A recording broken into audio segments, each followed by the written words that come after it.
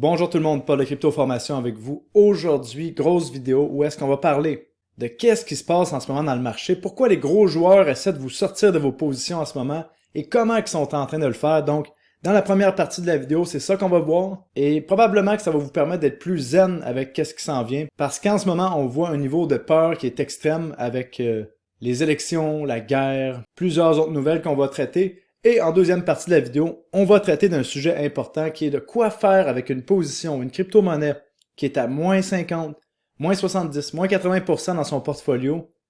Est-ce qu'on la garde? Est-ce qu'on la vend? Parfois, ça peut être stressant. Puis ça, c'est un truc qui me stressait dans les années précédentes où est-ce que j'investissais. Mais maintenant, j'ai fait un algorithme, si on veut, un cadre que je vais vous partager. Je pense que ça va vous permettre de vraiment déterminer si vous gardez ou non une crypto-monnaie dans votre portfolio qui est à perte et même qui est à profit, là. Donc, je pense que c'est des thématiques importantes. Aussi, bientôt dans les marchés, tout va aller plus vite lorsque Bitcoin va dépasser son sommet historique là, des 73 000 $. Et je vous annonce ici que je vais vous faire une vidéo spéciale pour vous préparer à la deuxième phase du cycle haussier dès que Bitcoin dépasse les 73 000 $. Donc, restez à l'affût. Je pense que ça va vous intéresser.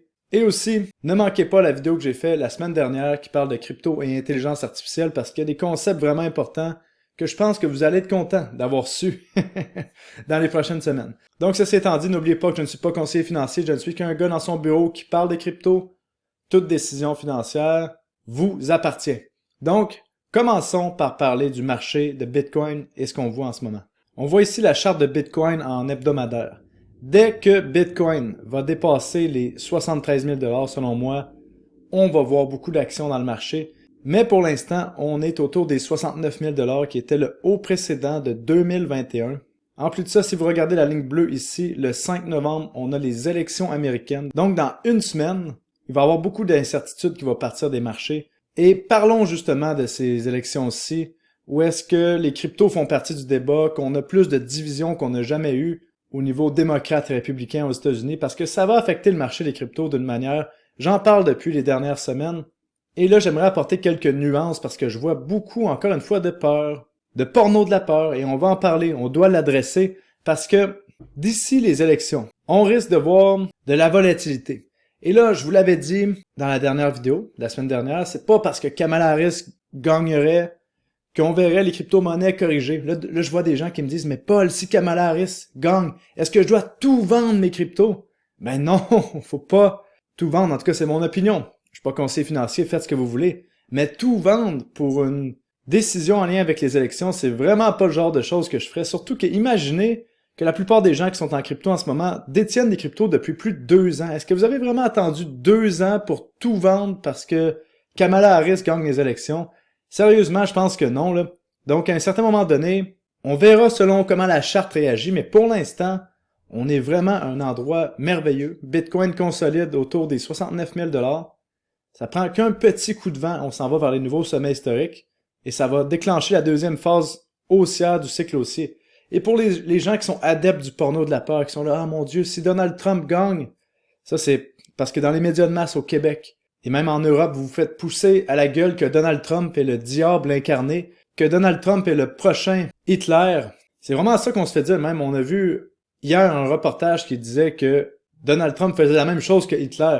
Mais rappelez-vous que Donald Trump a été président en 2016 et 2020 et il n'y a pas eu de problème de Hitler. J'ai pas vu de guerre mondiale, même si ça se trouve, c'est le président qui a eu le moins de guerres aux États-Unis depuis très longtemps. Donc, encore une fois, ne vous laissez pas avoir par toute cette peur et toutes ces conneries. Et pourquoi on a plus de divisions que jamais en ce moment avec les élections? Ben, cette image-ci représente vraiment ce que je vois. Vous savez, dans les politiques, il y a la droite, il y a la gauche et la droite. Donc, qu'est-ce qui est arrivé? C'est que la gauche est devenue de plus en plus vers la gauche avec tout ce qui est les trucs woke. Et si ça se trouve, quelqu'un qui était à la gauche en 2008, maintenant se retrouve du côté droit, tellement que la gauche est allée loin. Donc c'est pour ça qu'on a plus de divisions que jamais, actuellement, dans tout ce qui est politique et dans tous les pays du monde. Donc, je voulais vous montrer cette image-ci parce qu'elle est vraiment parlante, puis ça nous montre ce qui se passe actuellement. Et toutes les divisions volontaires, j'imagine, peuvent être causées par ça. Donc, ne vous laissez pas avoir par ça, tombez pas émotif avec toutes ces conneries-là. Peu importe le candidat qui gagne, les crypto-monnaies vont être là et probablement qu'on s'en va quand même vers un cycle haussier, peu importe le candidat qui gagne. Donc, restez zen. Autre point important, juste ici, vous voyez le 25 octobre, on a eu une correction vraiment rapide qui a eu lieu. On a eu un moins 5% en quelques heures. Et ça a été causé, encore une fois, par des nouvelles de peur sur le Tether. Le Tether, ici que vous voyez, c'est le stablecoin le plus gros avec 120 milliards de capitalisation. Donc un stablecoin, ça représente le dollar US, si vous ne le saviez pas, sur blockchain. Donc c'est un dollar tokenisé sur blockchain. Et on vous a dit encore des mensonges comme quoi Tether était insolvable, était sous investigation de la SEC, alors que c'est pas vrai du tout. On a vu dans les minutes qui ont suivi, Tether a dit que c'était pas vrai. Le Wall Street Journal était en train de mentir encore une fois. Et ils ont manipulé le marché avec ça. On a eu plus d'1 milliard de dollars en liquidation qui a eu lieu après cette peur, le porno de la peur vraiment. Et pour info, il n'y a jamais eu un cycle haussier de crypto qui n'a pas démarré avec des nouvelles de peur sur Tether. Dans mes 8 ans en crypto, avant chacune des montées, j'ai toujours vu ce genre de nouvelles-là sur Tether, donc franchement, bonne nouvelle. Après ça, on a les nouvelles de guerre Israël-Iran qui sont arrivées en même temps. Et regardez à quel point le Bitcoin a été racheté rapidement. Donc vraiment, ça regarde bien. Je pense qu'il va y avoir de la volatilité d'ici les élections. C'est pas mal sûr. Mais pour moi, la suite est tellement évidente. Là. Dès qu'on dépasse les 73 000 $, on s'en va vers le haut. Et je vais vous initier au concept du mur des inquiétudes. Là, si vous êtes dans Crypto Recherche, vous savez exactement de quoi je parle. Depuis le mois de septembre ici, où est-ce que Bitcoin avait descendu à 52 000 $, dans le groupe Crypto Recherche, mon groupe, dans le rapport mensuel, si on clique ici, le titre du rapport de septembre était, comme on voit ici, on va descendre, au pied du mur des inquiétudes, le Wall of Worry. Donc, le mur des inquiétudes, c'est lorsque on a des tonnes de nouvelles de peur et que le marché fait des nouveaux sommets, après nouveaux sommets, après nouveaux sommets. C'est exactement ce qu'on a vu ici sur le marché des actions, que je vous disais qu'on atteint un nouveau sommet historique après nouveau sommet historique, même après les paniques de guerre de carry trade du Japon, on voit que le marché des actions, en à peine 2 mois, s'est pris 15%. On a une année historique sur le S&P 500. C'est la même chose qui va arriver sur Bitcoin. On va vous donner des nouvelles de peur, ayez peur, et on va continuer de monter. Ça va être la guerre, ça va être une pandémie, ça va être le méchant Donald Trump. Toujours un nouveau truc pour que vous n'entriez pas dans le marché. Et à un certain moment donné, quand l'opinion va changer, que les crypto-monnaies vont devenir positives dans les médias, c'est là qu'il va falloir faire vraiment attention. Pour l'instant, on a une opportunité extraordinaire. Si vous voulez tout savoir sur le mur des inquiétudes, je vous recommande de vraiment aller lire le rapport mensuel de septembre 2024 sur cryptorecherche.com, qui est un rapport de à peu près 80 pages que j'ai fait. Donc, j'ai été dans un party la fin de semaine dernière, samedi, et je me suis rendu compte que personne ne sait que Bitcoin est à 68 000. Tout le monde pense que Bitcoin a crashé là, depuis 2022, que Bitcoin, c'est fini, plus personne n'en parle, c'est de la merde. Même il y a des gens qui travaillent dans des banques dans ce party-là, qui me disaient que Bitcoin et les crypto-monnaies, c'était que utilisé pour faire du blanchiment d'argent. Waouh, on est tellement loin de ce qui s'en vient. Donc, la masse est pas là, on est au bon moment, au bon endroit. La seule chose qu'on a à faire, c'est la règle numéro 1 pour réussir en crypto. Comme vous voyez ici, ne jamais écouter les médias de masse. À chaque quelques mois, on vous dit que Bitcoin est une bulle et que ça s'en va à zéro. Et regardez, lorsque Bitcoin était à moins de 1000 $, on disait que Bitcoin était une bulle. On est à 68 000 $ actuellement. Donc vraiment, on reste relax, on n'écoute pas les médias de masse. Et ça devrait bien aller pour la suite. Le cycle devrait suivre son cours normalement. La deuxième partie du cycle haussier, selon moi, c'est une question de temps avant que ça décolle.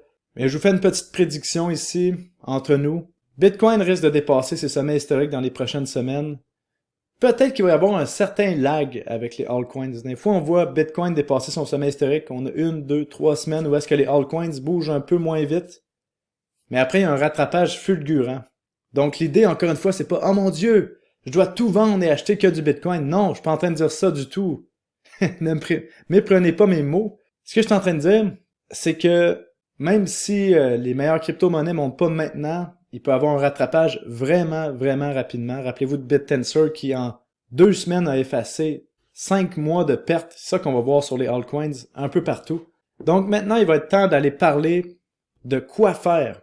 Si dans notre portfolio, on a une crypto-monnaie qui est à moins 50, moins 70%, est-ce qu'on vend, est-ce qu'on achète? Parce qu'en ce moment, selon moi, avec qu'est-ce qui s'en vient, le cycle haussier qui s'en vient, l'action la principale à faire, là, c'est de s'assurer que son portfolio contient les crypto-monnaies qu'on veut qu'il contienne pour la suite du cycle.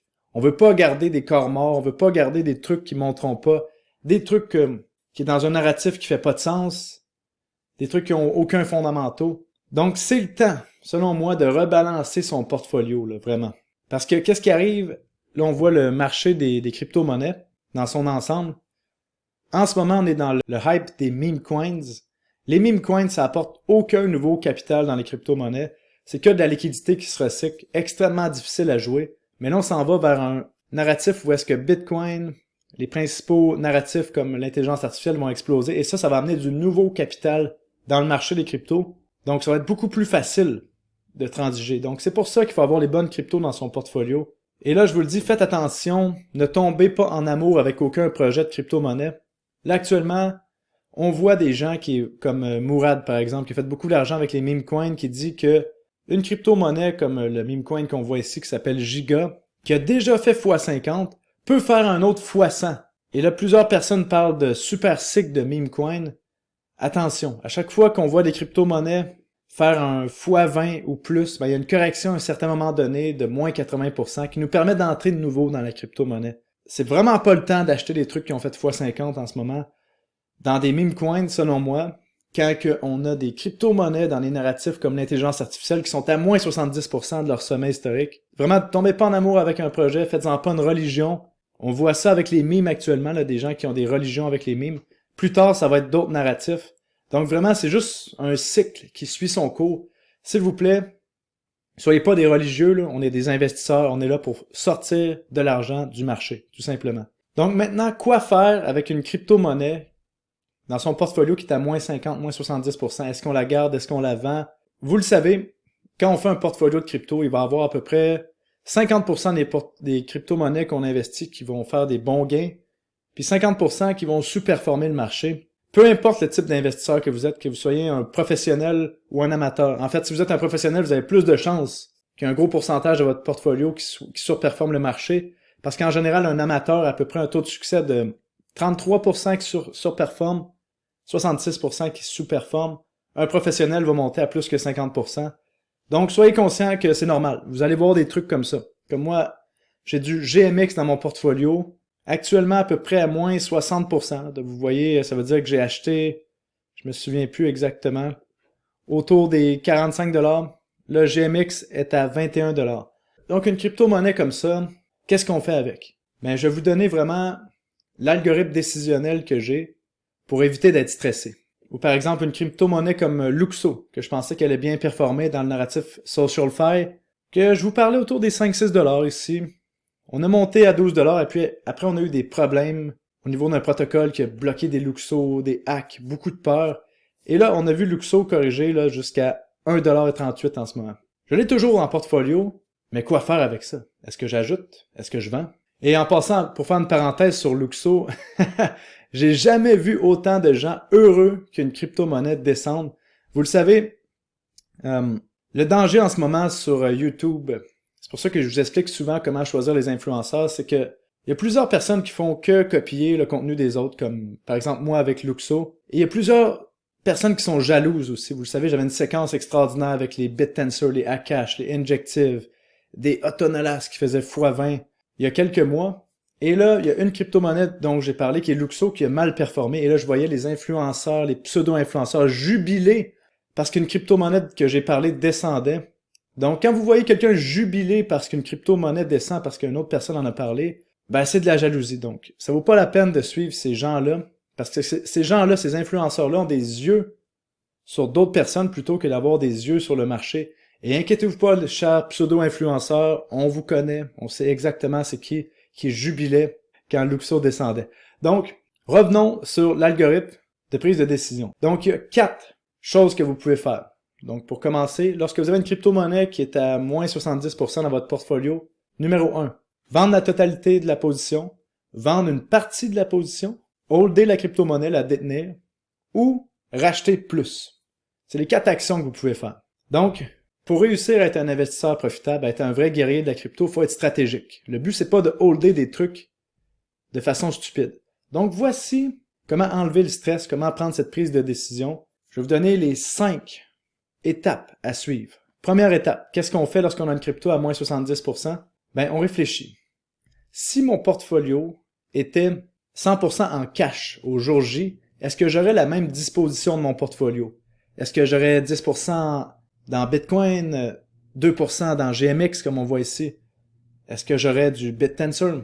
Ou une autre façon de formuler, c'est si je vous donnais par exemple 100 000 $ aujourd'hui, est-ce que votre portfolio ressemblerait exactement à ce qui ressemble actuellement dans la même proportion, le même nombre de pourcentages? Si c'est non, faut se poser les questions qui suivent après.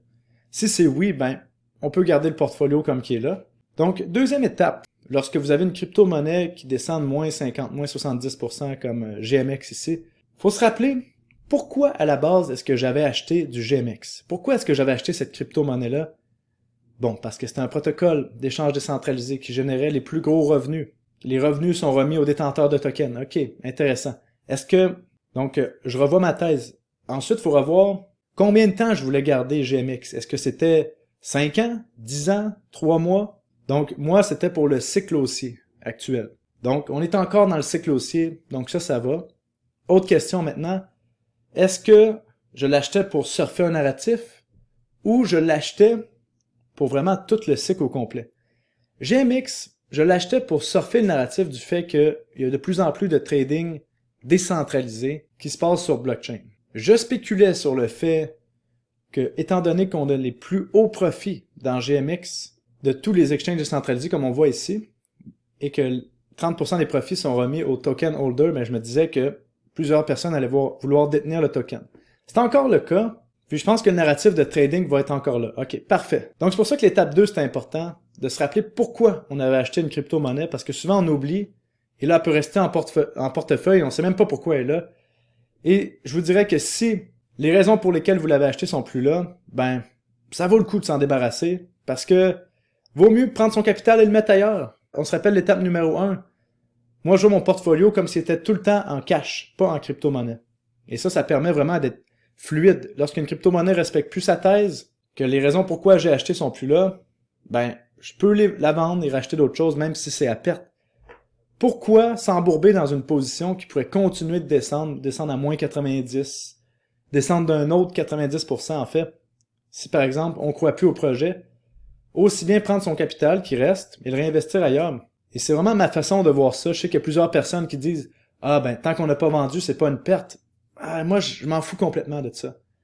Je vois mon portfolio comme s'il était en cash tout le temps, puis vraiment fluide. Donc, autre point, troisième point, est-ce qu'il y a un changement fondamental dans le projet? Donc, est-ce que le projet respecte encore sa mission? Est-ce qu'il y a eu un hack? Est-ce que l'équipe s'est sauvée avec la caisse? On revoit les fondamentaux. Et si les fondamentaux sont encore là, eh ben, on peut garder le projet. Si les fondamentaux ont changé, ben, on peut vendre le projet. Maintenant, numéro 4, c'est quoi? C'est avec maintenant les nouveaux éléments de marché qu'on a, parce que le marché évolue, notre thèse évolue. On peut pas contrôler qu'est-ce qui va arriver dans le marché, on peut seulement s'adapter à ce qui se passe dans le marché. Donc, est-ce que la thèse de garder cette crypto-monnaie-là fait encore du sens? Ou non? Si ça fait encore du sens, selon nos prévisions, parce qu'on peut prévoir le marché, mais on peut quand même se faire des thèses pour plus tard, ben, là, on peut garder la crypto-monnaie, on peut même rajouter. Mais si ça fait plus de sens, la thèse pourquoi on aurait cette crypto-monnaie-là, ben, peut-être ça vaut la peine de vendre la totalité de la crypto-monnaie ou une partie. Puis finalement, la 5e étape, justement, ben, c'est de prendre la décision avec les quatre actions qu'on peut faire. Soit de vendre la crypto-monnaie, vendre une partie de la crypto-monnaie, la détenir et patienter, ou d'en acheter plus. Et en ce moment, on a l'opportunité d'acheter des crypto-monnaies à des prix incroyables. Donc, de faire du DCA sur certaines cryptos peut être extraordinaire, alors que d'autres, ça peut être une erreur totale. Donc, à vous de vous poser ces questions-là. Je vous ai donné un algorithme décisionnel qui, j'espère, va pouvoir vous aider à vous détendre avec tout ça et de bien ajuster les derniers ajustements de votre portfolio avant que la phase parabolique commence sur les cryptos. Donc, j'espère que vous avez apprécié la vidéo, tout le monde, et je vous dis à très bientôt. Bonne journée. Salut, bye bye.